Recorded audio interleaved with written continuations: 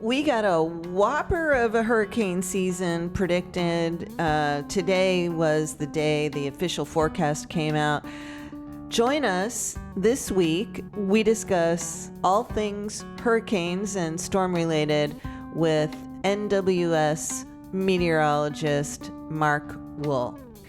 We talk about hurricanes past, hurricanes predicted, and dare we say it, climate change. Yes. We also talk about the cone. You might be surprised to find out where the cone came from. Join us this week. Mark Wool and I take a deeper dive into the 2024 hurricane season. Like, what is your level of risk? Do you want to take the chance that you stayed stubbornly put and then, you're getting rescued from your roof? You're listening to A Deeper Dive with Dara, a podcast by the News Service of Florida. We are here in the Terracotta Room today, very excited and a little bit scared, not scared, but have a little bit of anxiety. Those of you who know me know why, because we have with us Mark Wool, who is and here I'm starting off right off the bat. I'm going to stumble, but he's going to help me out. He is the warming coordination meteorologist at the National Weather Service here in Tallahassee, based right here in Tallahassee. Warning coordination, yep. Okay, welcome to the Terracotta Room. Thank you. Glad to be here. Yeah. So the reason people know that I have anxiety about storms is because I had a tree come through my roof in Indian Head during Hurricane several years ago, and I have PTSD from that. If it rains hard, I don't live in that neighborhood anymore. So anyway, enough about me. Mm-hmm. We're here to talk about the rest of Florida and talk about you. Tell us a little bit about what you do and where you came from. Well, as you mentioned, my title is Warning Coordination Meteorologist, and I'm one of the managers in the office over there. I've actually worked in the office for 25 years. So the first 16 years I was in the shift rotation as a lead forecaster, and I put out warnings and the official forecasts and all that. And then my current position, which I've been in since 2015, one of my main functions is doing things like this, being a public liaison officer. You're the face of the weather service. Yeah, so I do the majority of interviews. I go out and speak at various events on preparedness information, particularly this time of year. It's really the busiest time of the year for me in the lead up to hurricane season, right? Right. So everybody wants to know what the outlook is, but my message never strays from the same one every year. Because it doesn't matter if the prediction is one storm, you still got to be prepared in case it comes to you. So, yes, hot off the presses this morning at 10 a.m., NOAA released the official outlook. Now, let me give you some perspective first. A normal season is considered to have 14 named storms, 7 hurricanes, and 3 major hurricanes. That's normal. The prediction for this year is 17 to 25 named storms, 8 to 13 of which will reach hurricane strength, and 4 to 7 of those will reach major hurricane strength, which is Category 3 or higher. Category 3 starts at 111 mile an hour sustained winds.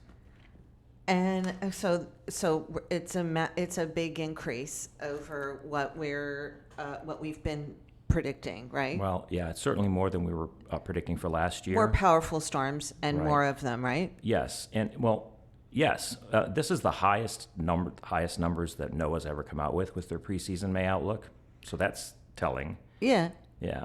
So all the ingredients are in place for us to have a very busy season. Well, can you explain to us why, there's a lot of talk about why we're seeing stronger storms, if we're questions about whether we're seeing stronger storms. We got punched by Ian, Idalia, Michael. I had the folks here 5 years after Michael. They're still trying to get still recovering from that. Are storms getting stronger? And if so, why? So I can address the official findings from the International Panel on Climate Change.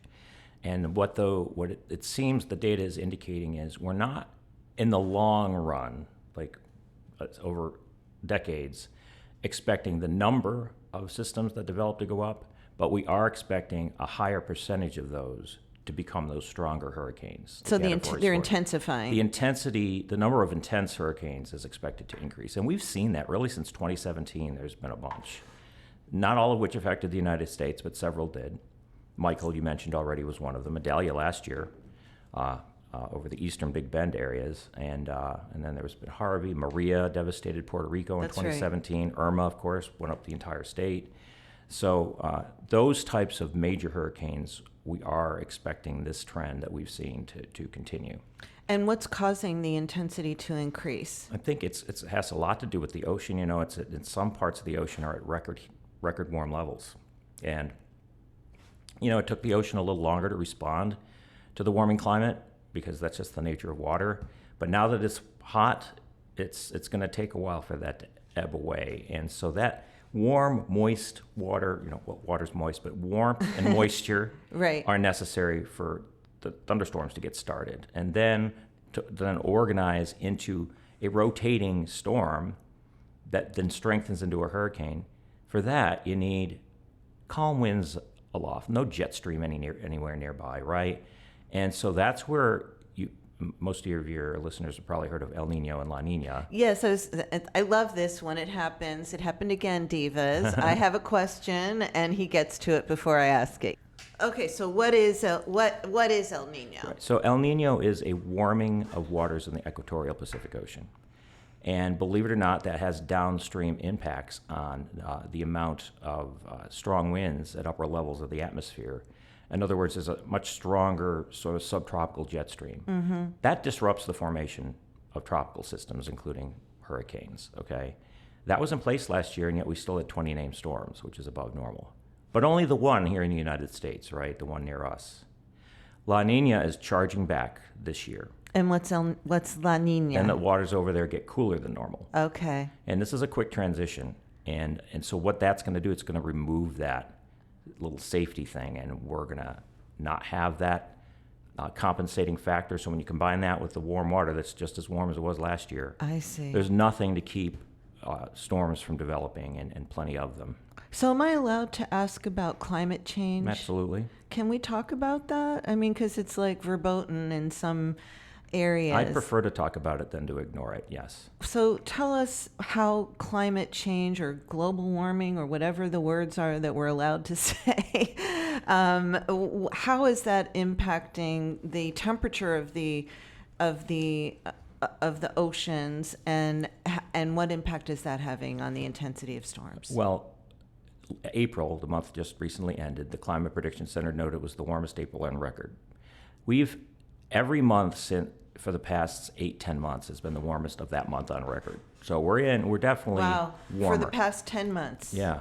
And so clearly, if the air is warmer and you're getting a warmer planet, the ocean's going to heat up, and we're seeing that happening with now. the coral dying and everything like that, too. Oh, yeah, that bleached coral down in the Keys, for example. Yeah. So the science is pretty set. You know, there's going to be some people that you're never going to reach, you're not convinced, but the science is pretty certain. I mean, first of all, you've got climatologists from all around the globe. There's no way they're going to get together and make stuff up. This is true science.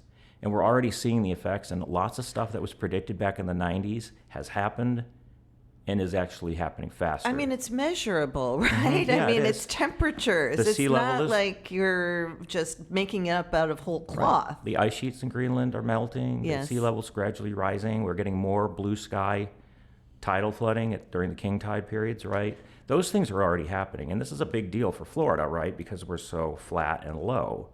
So you talk to residents in South Beach, and none of them are going to question the existence of climate change, because they're already dealing with that. I grew up in South Florida, and places where I lived that never had flooding, folks can't get out of their driveways now during a king tide. Yeah. So that's happening now. It's only going to get worse. And it's not just hurricanes that are affected. It's extreme weather in general. So we're seeing more cases of extreme rainfall that creates flash flooding. You may recall Ida that came ashore down in Louisiana, but killed a bunch of people in New York City. Right. It zipped up there and dumped 8 inches of rain in Central Park in 24 hours. It smashed the old record. They became the records in New York City for a long time. Sure. People drowned in their basement level apartments. They were stuck there. And so events like that, along with last summer's extremely hot heat wave that affected much of the southern United States, those types of extreme weather were predicted to and are, in fact, becoming more common. So this concept, you may have heard of a 100-year flood. Yes. So all that means is you live in an area that on average will get flooded once every 100 years, or there's a 1% chance in any given year. You could have 2 100-year floods back-to-back years, right? You understand? That's how the statistics work. But we're finding that those return intervals are getting shorter and shorter and shorter for these extreme events. Okay. Yeah. So are you going to start changing, like, is it going to be a 100-year flood anymore? Or will it be a 50-year flood? Or will it be a 20? I mean, will the metrics begin to change? The metrics, the way that we've used them in the past, really aren't going to be working anymore. Right. Because we're in a changing climate. Yeah. You know, climate is a long-term look at what is typical, right? Over the span of, decades to centuries, right? Well, climate is changing faster now than it ever has, certainly since humans have been on the Earth. So some of the old rules, you got to throw them out. I sat here pretty comfortable in the first couple of decade or more that working here, pretty comfortable that we didn't have to worry about getting any major hurricanes in the Florida Big Bend, for example. Right. Because there hadn't been any since the 1890s. That's a long time. Yes. Then we had Hermine, not a major, but still. For me, it was. Smacked right through the city, right? Right. It was a Category 1, but you know what it did? We all lived through it, right? Yes. It was a big wake-up call to a certain extent. So by the time Michael came along, the city, the county were much more prepared. I'm talking about Leon County here. Sure. But trying to message to the people over there in the Panhandle that, look, this hurricane that's coming, none of you, not your grandma, no one has ever experienced these conditions here in the Panhandle. It's unprecedented. They had Ivan, though. They had Ivan. Ivan was further west, and it was in Pensacola. And it wasn't as strong of a hurricane. This was a Right. direct hit right into the Panama City, Mexico Beach area. Yeah. We had the same problem last year with Idalia.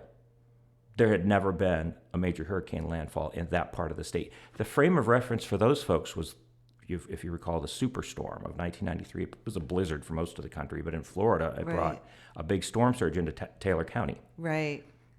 The storm surge from Idalia was higher than that. So Steinhatchee area. Steinhatchee, Horseshoe Beach, those areas. Right, Deacle Beach, all Beach. those. Mm-hmm. And, the problem, maybe not problem, but one of the factors involved there is you've got people who are, a lot of these folks on the coast are crusty folks like you got in kind of past Christian and Biloxi area during Katrina, because I covered Katrina in Biloxi. Okay. And it was a different kind of storm than what New Orleans experienced. Of course. Well, New Orleans got all the press, Yes. but the surge devastated Mississippi. Yes. Yeah. Yeah. I mean, we could swap stories about that. It was a life-changing experience for me as a reporter, I have to say. So these folks are like, I'm going to move my boat from here to there, like an hour before it makes landfall and get trapped on their boats and things like that. So how difficult is it? Like how much does trying to persuade people to take the storms, to take action and to evacuate if necessary, how has the changing intensity of storms, the increasing flood risk, what is the Weather Service doing to try to reach hard, make a stronger impact to people? So that was a long question. I'm sorry. If you were to poll a general population, there's going to be those that are going to evacuate all on their own with the slightest breath of wind. A storm comes off Africa, they're gone. There's others that won't leave no matter what. So we try to focus on the rest. We try to provide actionable information so that they can internalize and personalize the threat to them and their family sufficiently so that they will take evasive action. And that is hard. That is hard to do sometimes. So especially when you're dealing with certain vulnerable populations, like the elderly. Sometimes the elderly, they're afraid to leave their home, or maybe they don't have means of transportation, right? Right. Or financial means. You have pets. I do, yeah, pets too. You have pets too. Yeah, pets are another consideration. Think back to what happened in New Orleans. Most of those people were poor folks that wound up in the Superdome. Yeah. They had no means to evacuate. They didn't have transportation. Right. So, so that's definitely a problem. Now, here's the thing. Once you get hit by a hurricane, those populations are super motivated for a few years, right? You're talking to somebody who just a couple of nights ago was huddled down in a house that now has functionally a basement where, Yeah, during the tornadoes, you mean? Yes. So, boy, was that not an unbelievable morning. We were sheltered in my home. My coworkers that issued the warning then had to shelter from their own warning. Wow. And we have a warning, a shelter within our office. They had to call Jacksonville and say, you got to take over, we have to shelter. And it really impacted them greatly because they were frantically trying to get a hold of their families and couldn't in some cases. And we had a complete cellular blackout. I could not respond. I was getting texts and I couldn't respond to them. I couldn't, you're getting messages from the city. Check talgov.com. You can't, there's no internet access. It was a complete cellular blackout. And when you're cut off like that, I remember we had a battery-powered radio. We turned to one of the radio stations that does nothing but have callers call in and talk about, okay, this is without, this place is open, this one isn't. That's all we had. Yeah. So, and I had my cell phone, but after eventually you run out of charge. So as bad as the tornadoes were, one thing, in a very abrupt way, they remind folks, look, when a disaster strikes, you may be cut off. You may be stuck on your own for days. Yeah. Not able to get out. One of our forecasters didn't have power for 5 days. He couldn't even get to work because he couldn't get out. That's what it could be like with a hurricane coming, except it's going to be even more widespread than these tornadoes. The length of power outages is going to be even longer. And we live in a city within a forest, right? You know how many trees there are to possibly come down. If we get struck by a major hurricane directly into Tallahassee, it's going to be weeks before some of these neighborhoods will get... So sure. You have to have on hand the means to survive without even emergency services coming, because they're not going to come until the winds have dropped below tropical storm force, first of all. Yes. And then they got to be able to get to you. So they're focused, and Leon County does a great job, in my opinion. They have to cut their way through the streets to get to the hospital, right? Yep. The law enforcement. I live in Lafayette Park, so I live close to the hospital. So the belief is that we're on that grid, and so we were only without power for 24 hours. So I'm not sure how much truth there is to that. There is truth to that, and they have a hierarchy. They're not going to share that with the public, but they did a great job, in my opinion, of sharing updates to what they were going to do. Yes, they did. How many people were still on, and saying it's going to be a minute. Right. And they also kept you updated about how much mutual aid they were bringing in. Right. All of that is going to be happening after a hurricane, too. It's not going to be we're standing on our own. City of Tallahassee Utilities has to carry the burden. We're going to get help because we send our folks out to other places when they have hurricanes. It's I'll scratch your back and you scratch mine type of thing. But the bottom line is when a hurricane hits, it's life-changing. People just don't realize just how much they depend on electricity till they don't have it. Not everybody can afford to go out and get an expensive generator for their home. So you have to have enough water. And we say a gallon of water per person and pet per day. It's a lot of water. For how many days? We used to say 3 days. Now I tell people a week because we've seen that happen for the last several hurricanes that were sideswiping this city. I know we're talking a lot about Tallahassee here, but you have to have that much. You have to. This is for everyone, though, not just for the Tallahassee Absolutely. divas. Everybody. So anyone in Florida, this is the most likely state to be hit. The entire state is vulnerable. So everyone across the state needs to have these. Take care of this stuff now in May, right? Before something develops. So we've already got a system out there that's starting to look like it might develop into something. It's not going to affect the United States, but here we go. Things are beginning. So what do you have in your hurricane kit? Okay, we got water, a lot of water. We have non-perishable food items. Okay, And I have an electric stove, so you're not Me even going to be too. able to cook. I don't like that, but I have a barbecue grill. So, Me too. Yeah, so that's how you're going to cook. You and I are in the same boat. So you need the food and the water part. Right. Medicines, if you got prescriptions or they're running low. If there's a state of emergency declared, you can go get extra So this meds. is a problem for me because I take insulin. I do. I'm sorry. I everything. It's all about me all the time. But a lot of people have refrigerated medicines, and so I take insulin. It needs to be kept refrigerated. So ice is really a concern. Keeping things cool. Fortunately, I have a friend who has a generator. And so I was able to take all my insulin over to her house and let her, and she lives around the corner from me, and she was able to keep it cool for me. So you have an identified special need. Yes, I do. And you went and made contingency plans. Yes. So that's okay, exactly so what we're there. asking people to do. So do what I do, Yeah, folks. that's a great example of preparedness. Anticipate your needs ahead of time and get all that taken care of and sorted out to the extent you can.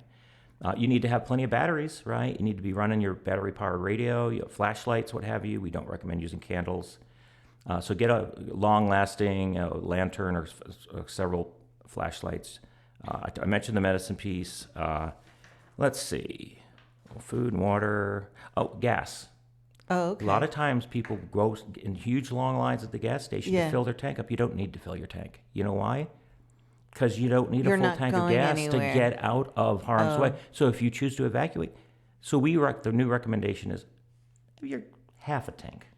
That's more than enough to get you out of harm's way. Yeah, but even if you don't, if you've got a quarter of a tank, whether you're only putting in a couple gallons or not, you're still going to wait in line. People are, But we won't run out of gas as quickly. Because that the happens. station, yes, Yeah. I know, it did happen. So that's our new recommendation. You don't need a full tank. Get a half a Okay, tank. so don't be a gas hog. Right. You want to make sure your yard's in shape. Secure loose items. Have your trees trimmed away from the house. If they're leaning or if you have some concern over them, you might even have a tree removed. Right. You want to have cash on hand. How much? Even after the tornadoes. Well, that depends on what you can afford, right? Enough to get a few basics if you have to get out. Right. Publix is usually good about getting reopened, getting on generator power, and that's across the state.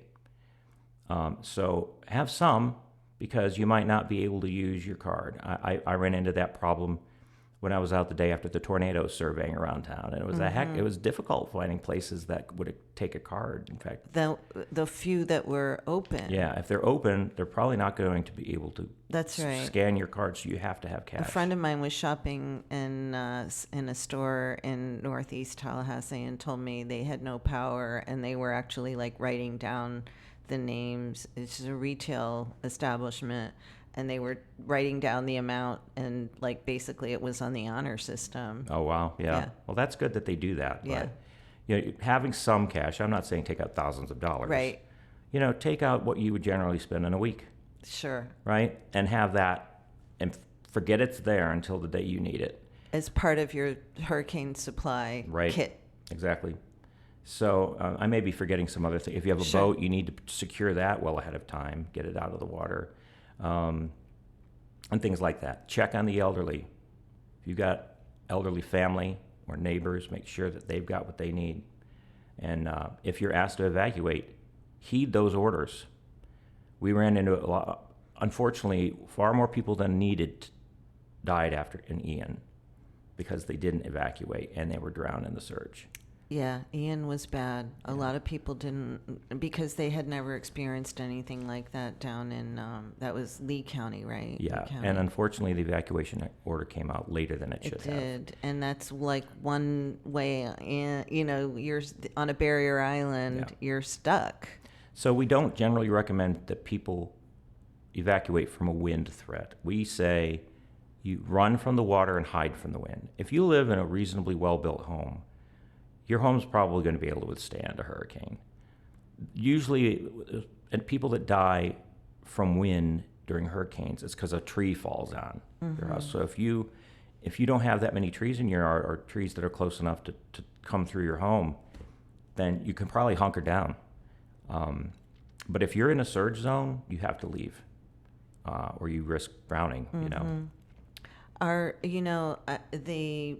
What I was reminded about from Michael, 5 years later, when there's a storm anywhere in the Gulf, folks over there, I've heard that folks over there they run to the store and they start stocking up and buying cases of water. And I mean, it is real 5 years later that when you experience something that severe that just wipes out entire neighborhoods. Yeah, and I'm glad you brought that up because I started to address this earlier. So, when the population suffers a major disaster, they remain highly motivated for a certain period of time afterwards. So apparently that's still the case over there. It's going to be the case over in the eastern Big Bend region as well. It's going to be the case in southwest Florida where Ian came in, right? But then there's those folks that haven't, or they were on the fringe of a hurricane, and like, oh, I survived, blah, blah, blah. Anybody in Tallahassee that thinks they survived a Category 5 hurricane when Michael went over to Penn, they're wrong. We got maybe one, Category 1. So people think, or if they evacuate and then they come back and it wasn't as bad as they thought, they get angry about it. Like, well, I'm never evacuating again. Well, that's stupid. I'm just going to come right out and say that. So you have to make some kind of effort to, like, what is your level of risk? Do you want to take the chance that you stayed stubbornly put and then, you're getting rescued from your roof? Well, because it's not just that you stayed put, it's like what happens next. So you're there, and this is particularly for folks like in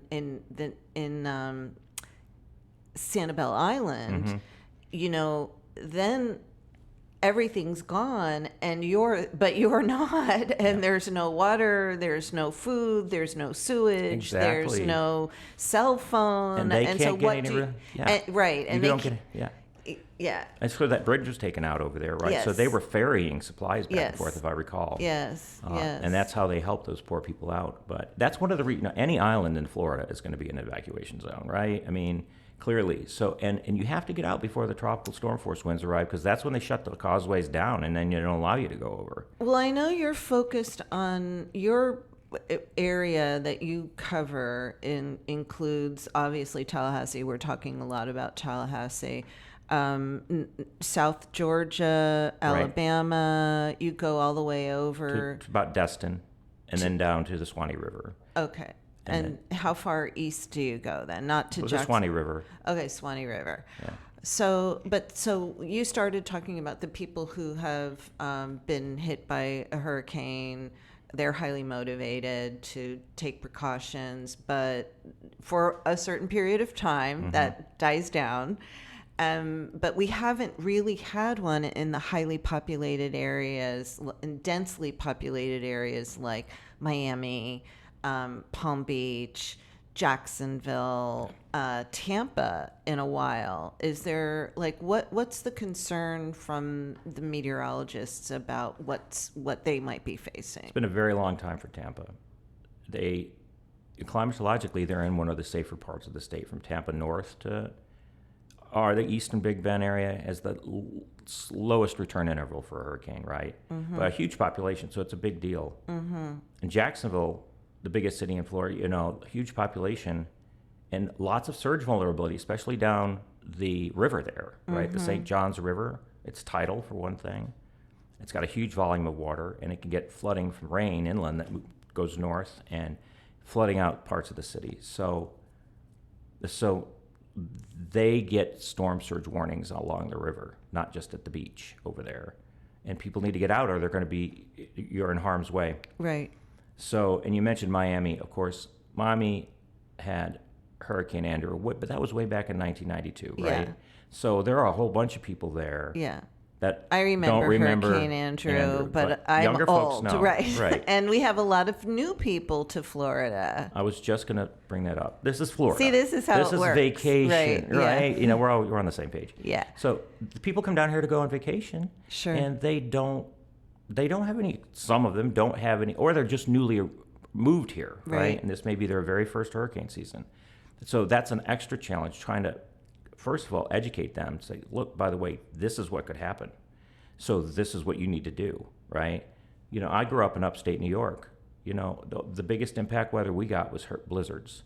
Most people don't die in a blizzard. You get snowed in, might have a heart attack if you're shoveling the snow, but blizzards don't generally kill people except traffic accidents, right? Down here, hurricanes a totally different thing. So many different.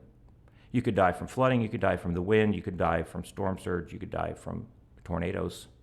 Some hurricanes have tornadoes in them. Right. So, yes, the fact that we have spin-ups, do they call them spin-ups? Is that what they call them on the Weather Channel? Have you met that guy? What's his name? Jim Cantore? Have I met Jim? No. He was supposed to be here. He was supposed to interview me after the tornadoes, but it got bumped an hour, and I got Jen Carfagno. But I haven't met him. Nobody wants to see Jim because that's the bad weather's coming, right? That's the joke. It is exactly right. It is exactly. That is the story, yeah. So, no, what were you asking me just now? We were talking about Miami and Miami, yeah. That's a huge population. Yes. A lot of Spanish-speaking population, too. Yeah, so that's people moving in. You were talking about growing up in New York. And, right, so transient populations. Yes. That are only here temporarily for a season, maybe working agriculture, right? Maybe don't speak the language, so there's that. There's other that are here on vacation for a couple of weeks, and they live in a place that never gets hurricanes. There are people that are moving to Florida all the time for the first. So there's that.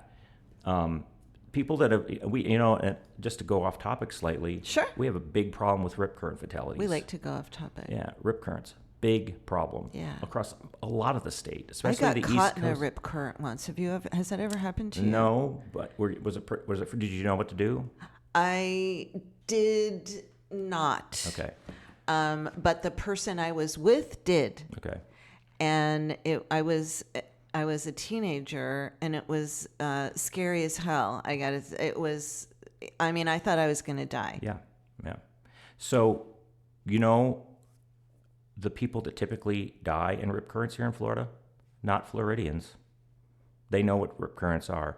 It's the people on vacation from, say, Tennessee, Kentucky. You don't fight it, you go with it. You have to swim parallel to the beach. So right. You swim out of the current. Right. Then you'll be able to swim back. That's what I'm saying. You don't fight it. You don't try to swim to the shore. Yeah, you're not going to, even a strong swimmer can't swim against a rip current. It's just too strong. Yeah. So, so that's a big problem. So now when we do our awareness campaigns for rip currents, we don't focus on the Florida counties folks so much because they know about them. We need to get those people that are coming on vacation, and by golly, they're going to go to the beach, and it doesn't matter if there's a red flag there. They're going to just go right in the ocean because they're on vacation, water, right? And those are the people that get in trouble. Plus, they're probably had it pretty well lubricated, and that might help their risk aversion. It might lower their risk aversion, right? Yes. So that's this is one of our big missions and challenges in the National Weather Service. Is motivating people and getting them to internalize the threat, right? We've done a really good job over the last several decades with lightning. The number of fatalities due to lightning is much lower now than it was, say, 30 years ago. So that campaign has worked. People get off the golf course in time. People don't stay in the water frolicking around when they hear the thunder. So this can work. We can get people to learn how to play it safe. Mm-hmm. But with hurricane season, it's because the storms are so big and affect such a large area. It's an extra challenge for folks to get them to understand if you are in an evacuation zone, you need to go. Mm-hmm. Otherwise, you need to be prepared to hunker down and have what you need to survive on your own. Like that game Survivor, right? You only have a limited amount of stuff. You're not going to get anything else. Mm-hmm. You can't get anything else because you can't get out of your neighborhood. Right. So that's why we do these campaigns every year. That's why we make a big deal about the seasonal outlook. That's what we're talking about today. Today, right? The seasonal outlook, to be honest with you, doesn't mean a hill of beans. Because, like I said at the beginning, if we were forecasting 2 storms, I'd still be out here doing the same thing because that storm could come to you, like last year in Adelia came in. So we always say prepare every season because you just don't know if you're going to be the unlucky 1 or 2 or 3 communities that get a big hurricane come in. Well, I have on my list, I have a lot of water. I have canned tuna in oil because that's how I roll. Do you have a can opener? A non-electric one? I have a non-electric can opener. That's on the list. Yes, so. Non-electric can opener is what I use anyway. I've got the gas grill. I've got an extra tank of propane. I have capers to go with the tuna. So, but nobody can. It doesn't matter what I have. I mean, what matters is that we're all safe, and I am concerned about South Florida in particular because I did see Miami. I was there. My family lived there, and I did not live through Andrew, but I was there the day after, and you could not you did not know what street you were on. You could not. It was all everything was denuded. The street signs were gone. The visual landmarks were gone. And people who are new to the state really, I really want to help them to understand that this is serious business. Yeah, it is. I mean, there's no larger weather threat anyway than a hurricane. And we get a bunch of them, some years more than others, but if you're a Florida resident, I mean, this is the most susceptible state. It's a peninsula that sticks way out there into the subtropics, and you can get hit from any side.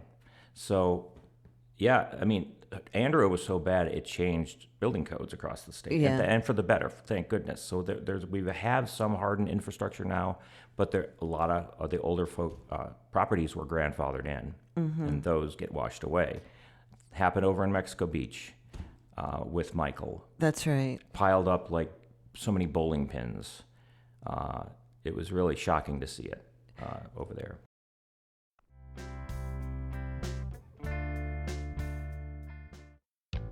We have a new email address, and we'd love to hear from you.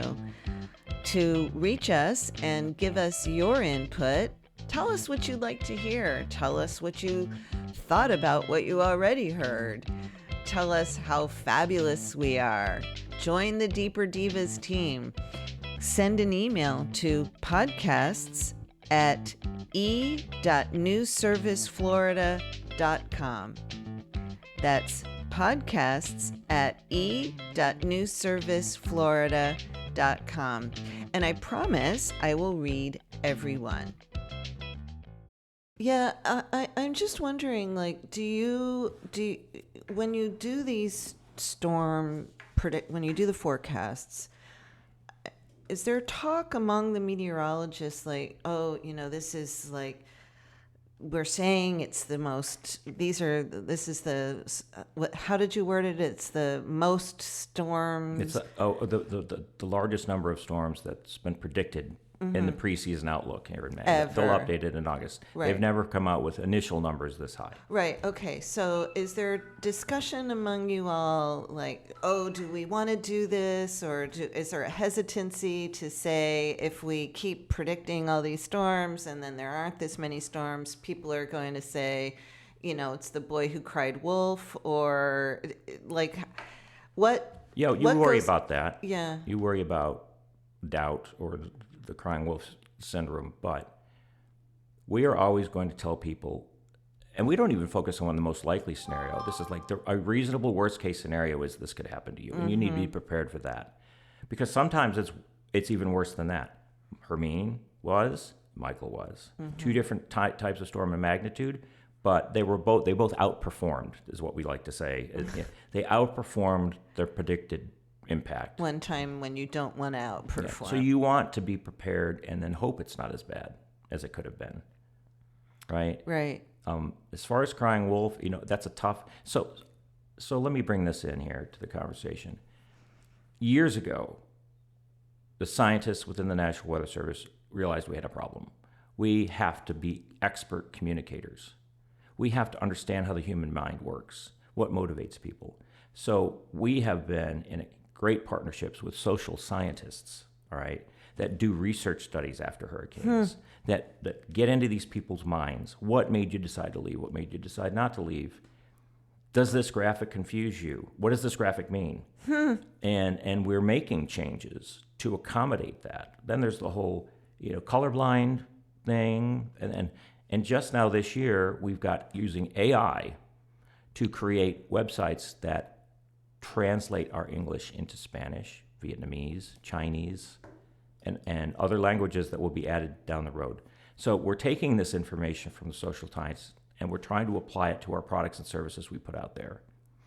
Because we don't want it to be too complicated for people to understand. You want it to be effective. You don't want them to throw their hands in the air like, I don't know what this means. Right. And then, because if you're presented with either conflicting data or data that's too confusing, the general reaction to that is to do nothing. To do nothing. Yeah. Right. That's interesting. I'm sure there's a lot of uses of AI at NWS right now. We are just getting started. I mean, I've got 5 years left before I retire, and I bet you by that time, it'll be just ubiquitous throughout the agency. Right. I mean, the fact that this language translation is possible, it wouldn't have been possible without it.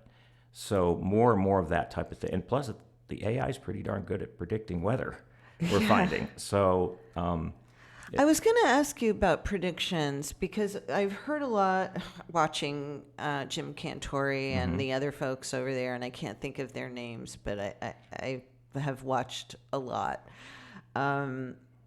Are you we hear about spaghetti models and forecast cone and spaghetti models. Is there a talk of changing the way that we're forecasting the kinds of forecasting messages that you use, or have we settled on a system?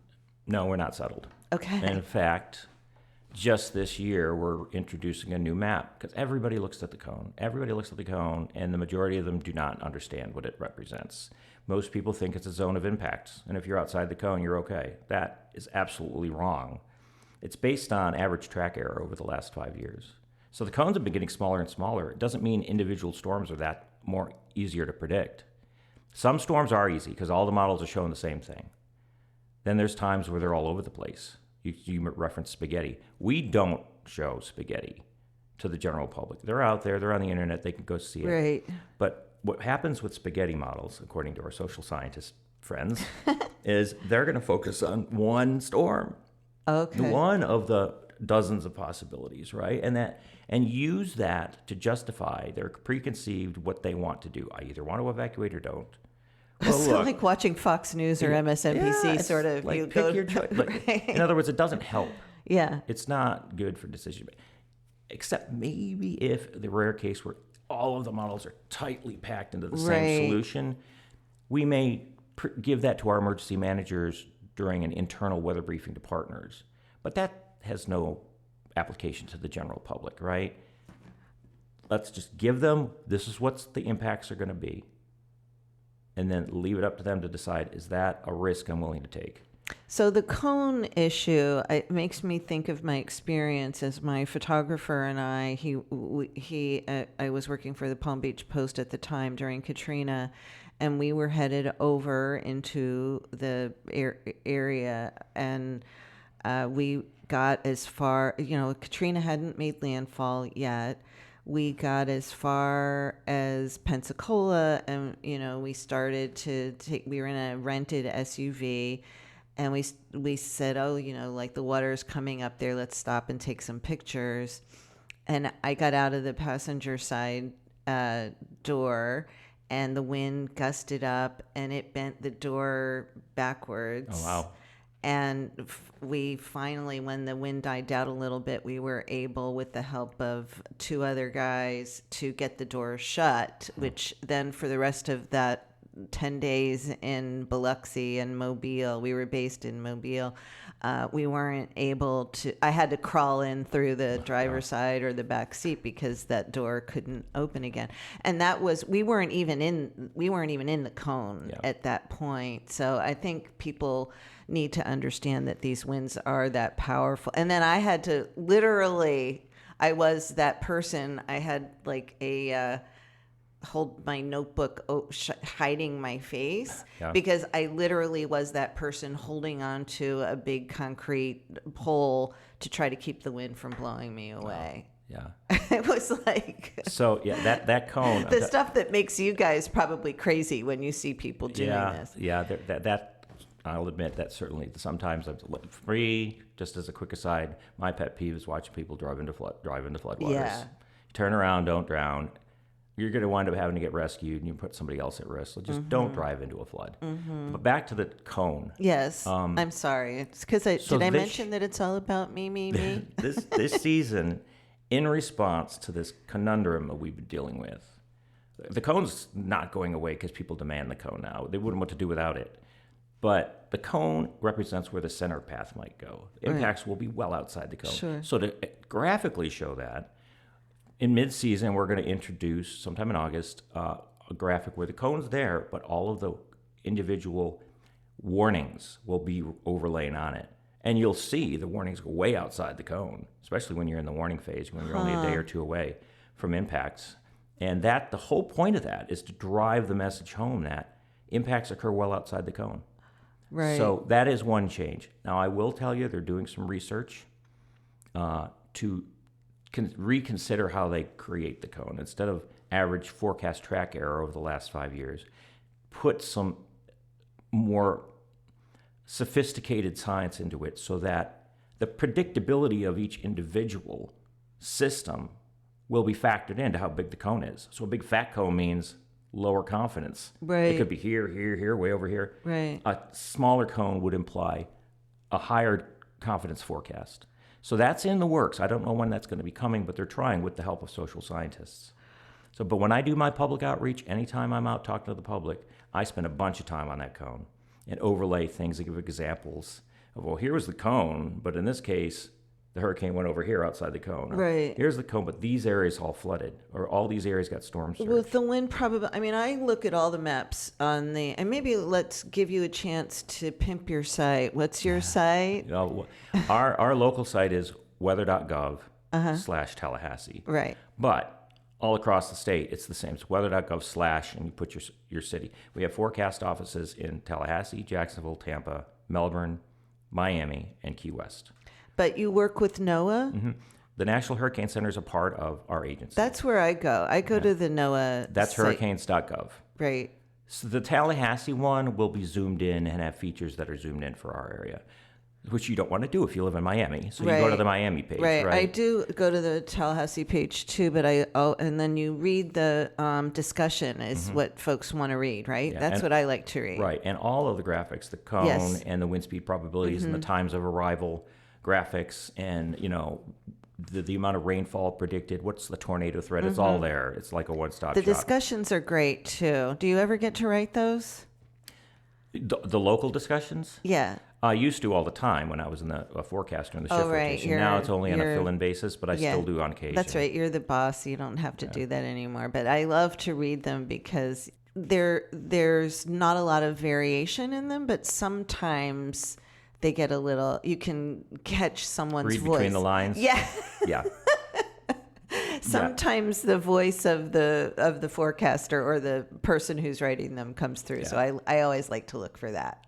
So you had mentioned, why don't you advertise your website? Yes. What I really would like to do is, we are planning, and by we I mean all of the offices across the state of Florida, are planning a week-long public outreach effort.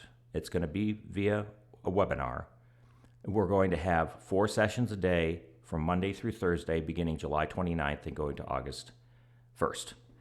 This is statewide. Okay, say that again. Okay, it's going to be a public tropical training week, okay, where all 7 offices that serve the state of Florida, Mobile's one of them, by the way, are going to be participating in 4 consecutive days worth of like half-hour to 1-hour webinars that focus on various types of preparedness, training, explainers, what these graphics mean, what you should and shouldn't do.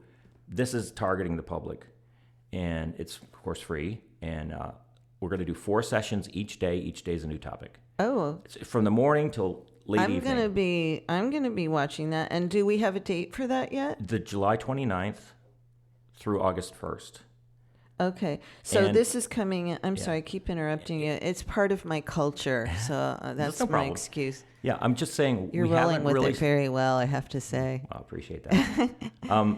We haven't quite started the big advertising push, so I'm starting it right now. You're getting a sneak peek here. You're getting an early. That's right. You heard it here first. That's right. You heard it here first, divas. So we will. That's coming shortly, though, and we'll start advertising on our website and get up with the traditional media so that everybody knows.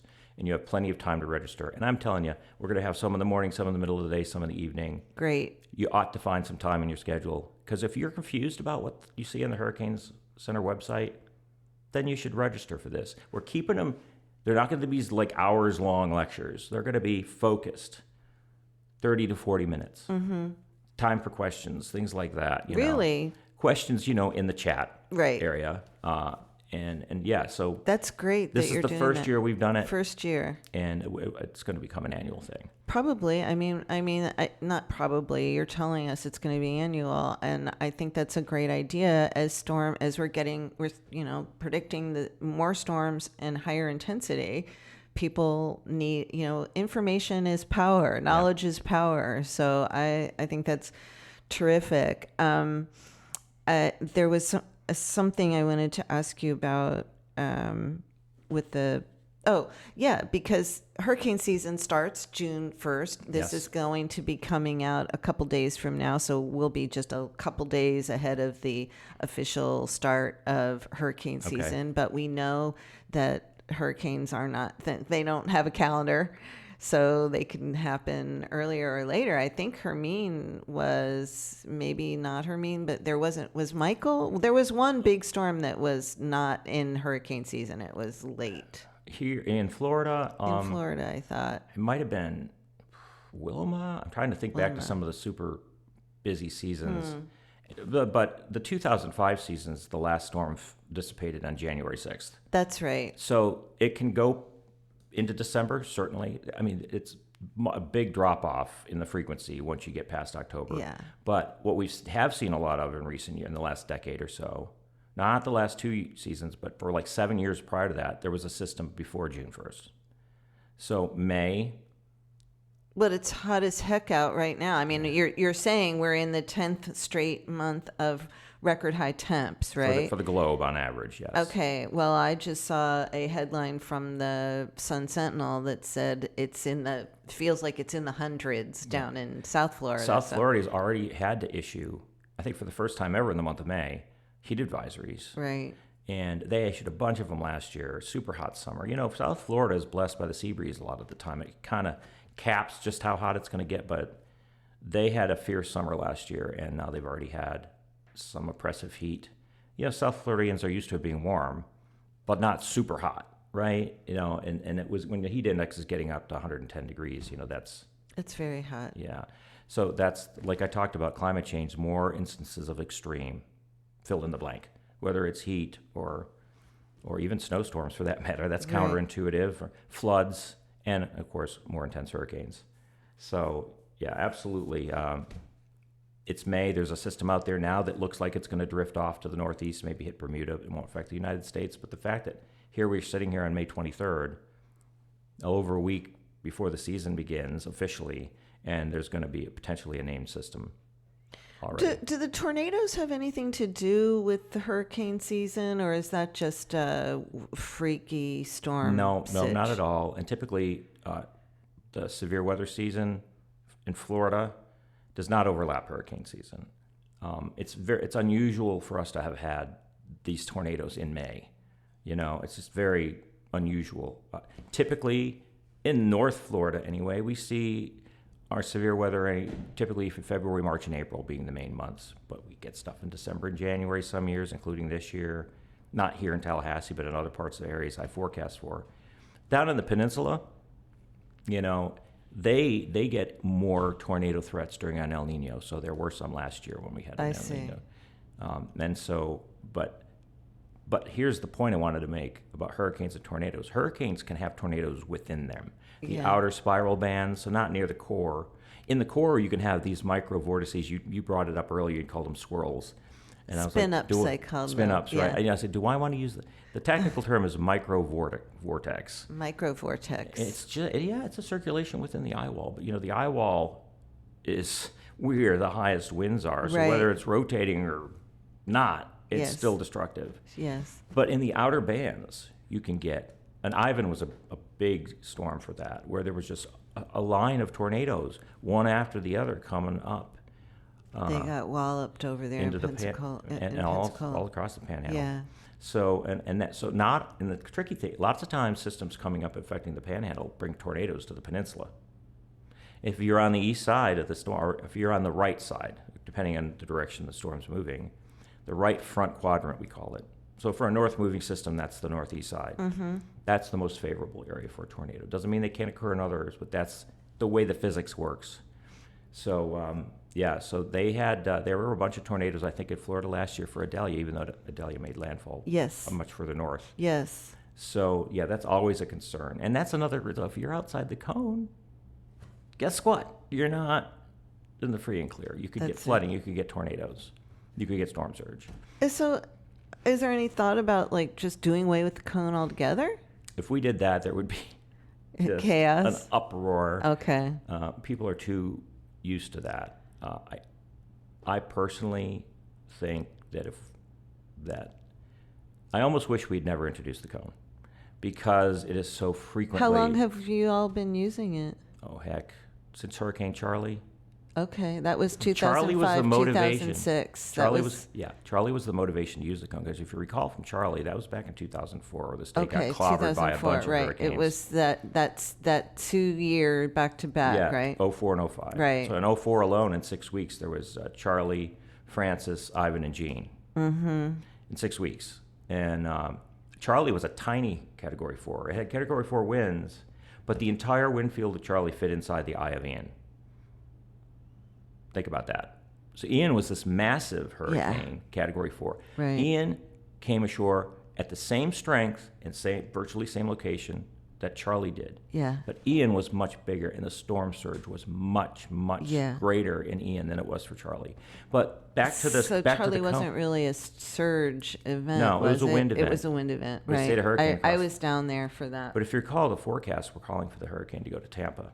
Yeah. So people evacuated from Tampa to Orlando, and then the system got stuck. Just a 10 degrees shift, and it went much further down the coast because of parallel, and it zipped right across and hit Tampa with 100-mile-an-hour winds. So, and I mean Orlando. So we have to get people away from following the skinny black line, the official track. So the cone was an attempt to do that. So blame Charlie for the cone. Charlie's what kind of prompted a lot of this. That 2004 season, We wrote a book about it. The Palm Beach Post wrote a book about the mean season. I think I still have it somewhere. I was in that book. Yeah, and don't say lightning doesn't strike twice. I mean, look at what happened with Francis and Jean. They came ashore like a couple miles apart. Where was that? In this, it was north of West Palm Beach, so it was like in the east central area, Melbourne-ish, like Stewart, near Stewart. Stewart, right, Treasure Coast area. Mm-hmm. You said you came from New York. You've been in Tallahassee for quite a 25 minute years. now, right? Yeah. Is Florida a meteorologist's dream job or worst nightmare? It depends. When you're young and gung ho, and it's a great place. We get all kinds of weather. At least in the northern part of the state, we even get winter weather on a rare occasion. Not so much anymore, but it can happen. You get the severe weather. So in other words, there's challenges, and us meteorologists find this stuff fascinating. As a homeowner that's in retirement in 5 years, I don't want to see any hurricanes. Are you going to retire in Florida? Like or I don't know. I haven't decided that. We might just stay here. We own our home outright, and we just to move. We'll have to see. Okay. But so dream job, nightmare job? Yes. Yeah.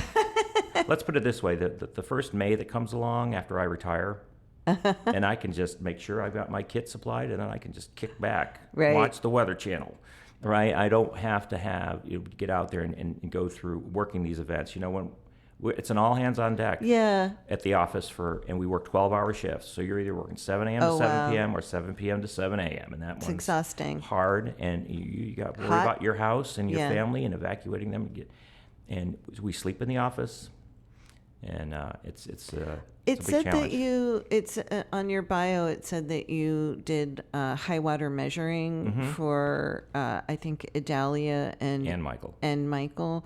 What does that mean, and what does that involve, and why do you do it? It's to determine how high the water level from surge came from, not taking into account wave action, which means it's a challenge to find the still water marks. So the houses right on the beach are going to be waves, and they're not going to. So you go out there to measure that to determine just how deep was the surge.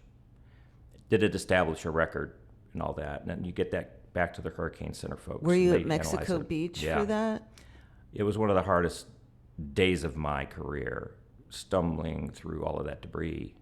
We had just vacationed there the previous winter, so I knew what it looked like before.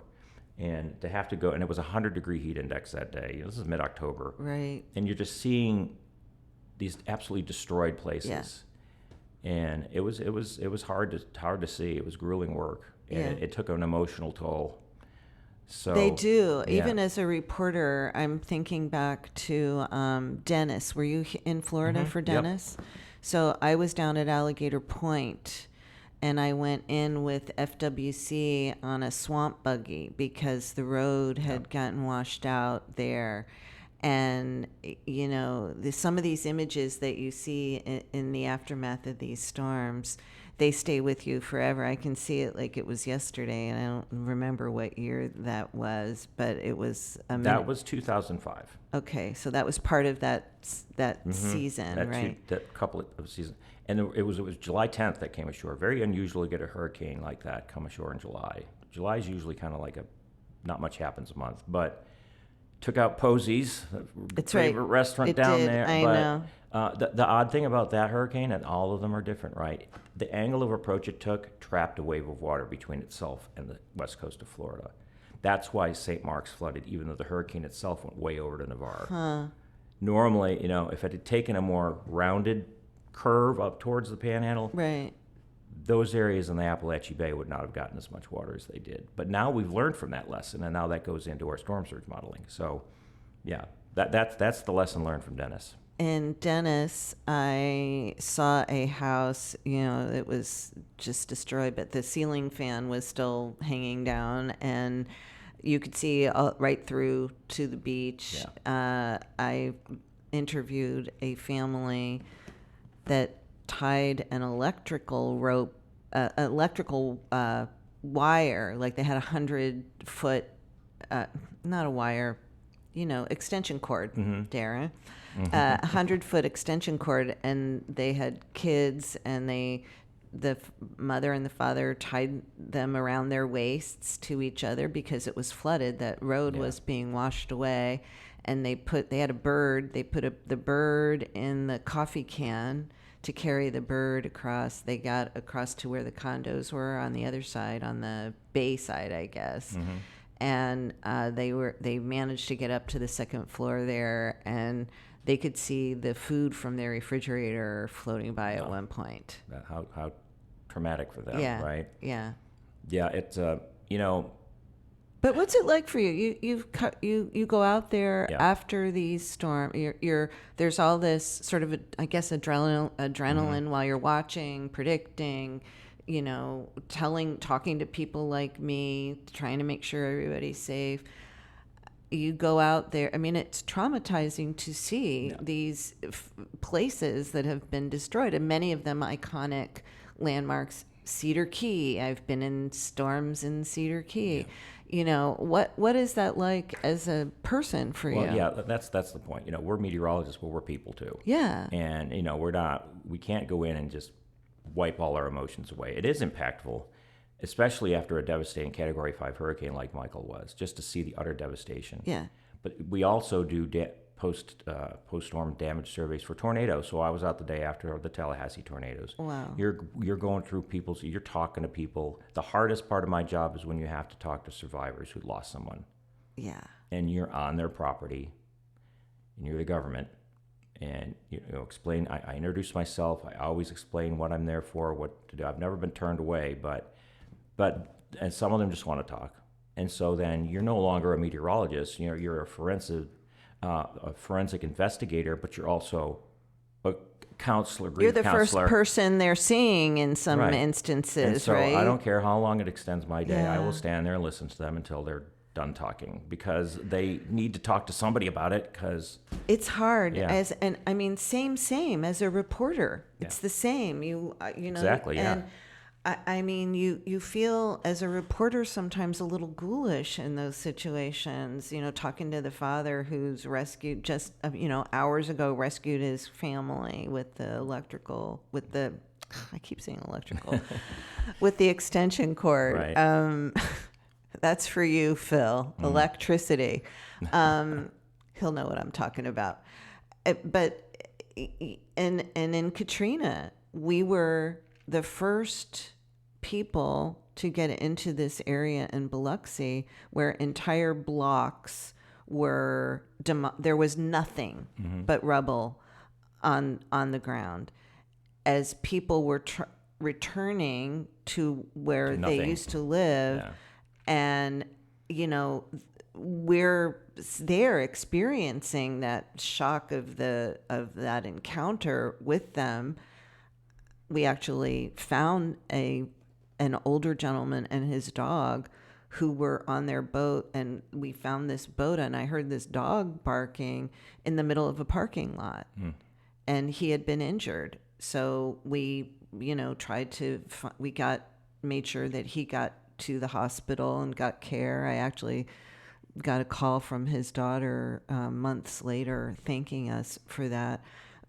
We gave away, people looking for formula and diapers. We gave away, we're trying to tell them where the Red Cross had set up, and we gave away a lot of the food that we had brought with us because you're trying to cover this as a reporter. You're not a reporter, you're a government worker, but you want to help folks when they're in crisis. Yeah. And it does have an emotional toll. Yeah. And of course I can't stop and do that. Right. So I've got a mission. My mission is I have to get through the entire tornado path. Right. But it is difficult. Those are the hard ones when you're dealing with known fatalities.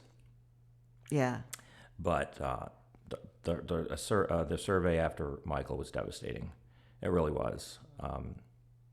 It was different for Adelia because all those people listened and got out of Dodge. There wasn't even a rescue necessary, and no one died directly from Adelia. In the landfall zone. But a lot of those, correct me if I'm wrong, aren't those a lot of those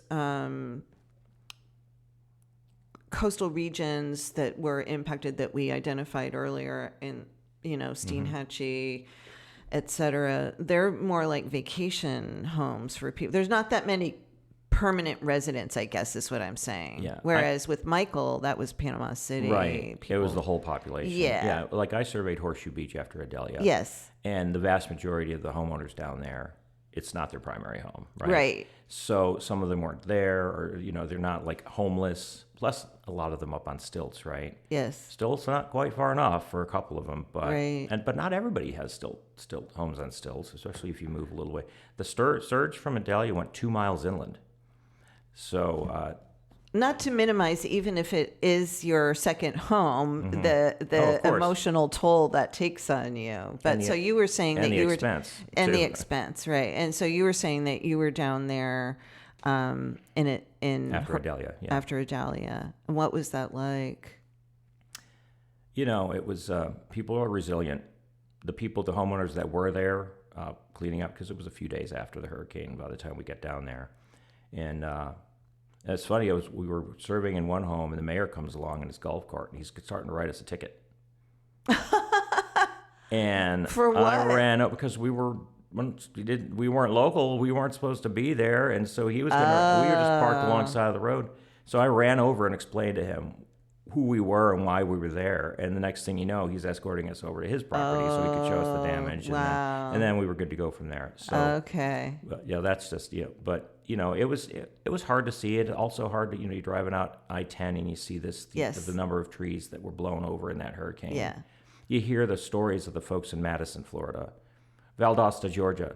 They'd never experienced a weather disaster anywhere close to Adelia. Right. So, again. So far inland. Yeah. Right. And the same thing happened with Michael. It was still a hurricane in central Georgia. So Albany, Georgia got a lot of damage. It's... Now, the state of Florida, let's get back to Florida here, yes. right? The peninsula, you can only go so far away from the water in the peninsula, right? So every county in the state of Florida is susceptible to appalling amounts of damage from a hurricane. That's why everyone needs to be prepared. Because not only do we have rivers too, right? Mm-hmm. And so the rivers like the St. Johns River, the Swanee River, I mean, those rivers pose threats even if you're not directly on the coast. Now, the St. Johns is a conundrum because there's so many factors going on, including how it goes from super wide to very narrow downtown, and it is tidal and it gets surge. But it flows north, so if it's rains heavy as the hurricane's coming up, all that rain flows up, and it all just gets together and causes nightmares for folks in Jacksonville. But when you look at the map of the 2004 hurricane tracks, yes, Polk County, that's right in the middle of the state. That's true. That's I think the backbone of the spine of Florida. Well, 3 of those 4 hurricanes crossed that county. So you're not safe because you're not living on the coast. Well, Mark Wool, it has been a real treat speaking with you. I can't wait to talk to you next year and find out how many of those storms, see you smile and say like, oh, we were, Yeah, absolutely. I'd be happy to do this. But I have one last question. Okay.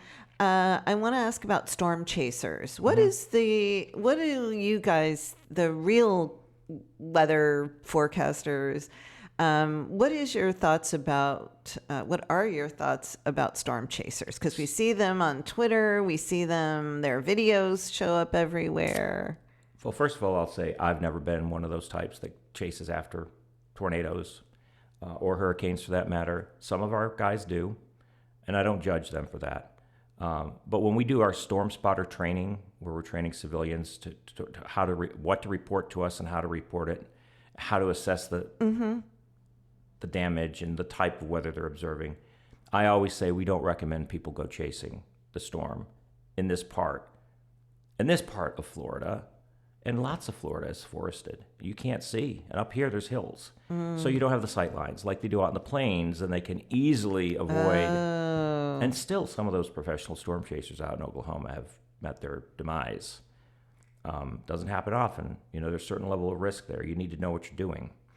But so in general, certainly not something the average Joe out there should be doing. Okay, but does the information they gather, is that useful to professionals or? Yeah, I mean, if you have a professional storm spotter or chaser out there that knows what they're doing and been doing it for years and can see from far away, oh, absolutely. Those offices out in the Great Plains absolutely love getting this eyewitness accounting called into them from the field. Right. But because they don't have. There's not always somebody with a cell phone to record it and send it in, right? They're out in the middle of the fields out there. Around here, you're generally going to see the weather. Somebody's going to capture it, but not always. But yeah, so that's my answer to that. I mean, I'm not a storm chaser. I don't recommend that the general public chases. Okay. Well, that was my last question. Thank you again, Mark Wool. I really appreciate you joining us, and I can't wait to have you back with us again. And I'd be glad to come back next year. Everybody be safe and get prepared now.